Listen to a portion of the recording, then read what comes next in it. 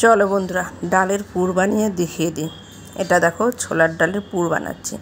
এই দেখো, ছোলার ডাল আমি 4-5টা সিটি দিয়ে নিয়েছিলাম, তবুও দেখো গোটা গোটা আছে। এই ডালটাকে দেখো সেদ্ধ হয়ে গেছে কিন্তু গোটা গোটা।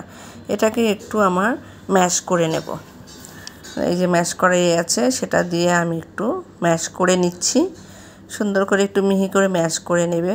কে কে ছোলার ডালের পুরি খেতে ভালোবাসো ফ্রেন্ড, আমাকে কমেন্ট করে অবশ্যই জানাবে। ছোলার ডালের পুরি কিন্তু খেতে কিন্তু খুবই ভালো লাগে।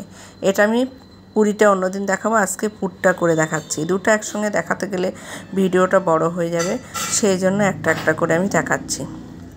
দেখছো ফ্রেন্ড কি সুন্দর ঘন হয়ে গেছে। এবার এদিকে আমি দেখো কড়াইতে তেল বসিয়ে দিয়েছি। দেখছো তেলটা প্রায় গরম হয়ে আসবে। ওর মধ্যে আমি একটু জিরা ফোড়ন দিয়ে দিলাম, আর একটু হিং ফোড়ন দেবে।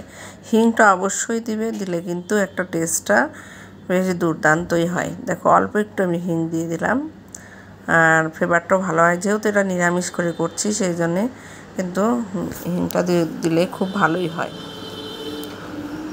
দেখো এইভাবে তেলের মধ্যে দিয়ে সুন্দর করে কষিয়ে নেব। জাল করে নিতে নিতে দেখবে জিনিসটা শুকিয়ে গেছে। দেখো অনেকটাই গাঢ় হয়ে গেছে, দেখছো। আর একটু শুকিয়ে নেব আমি।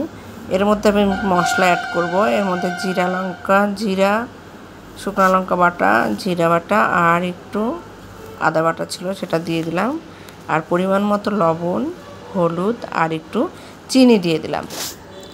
তাহলে দেখবে একটু পরিমাণ মতোই দেবে, তোমাদের যতটা আছে ঠিক সেই মতো পরিমাণ মতো দেবে। দেখো এবারে বেশ শুকনা শুকনা কিন্তু হয়ে এসছে।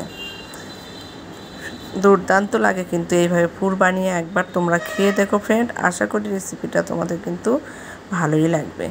এইভাবে পুর বানিয়ে যদি ফ্রিজে রেখে দাও না, যখন তখন তুমি ইচ্ছা করলে পরোটা বানিয়ে খেতেই পারো।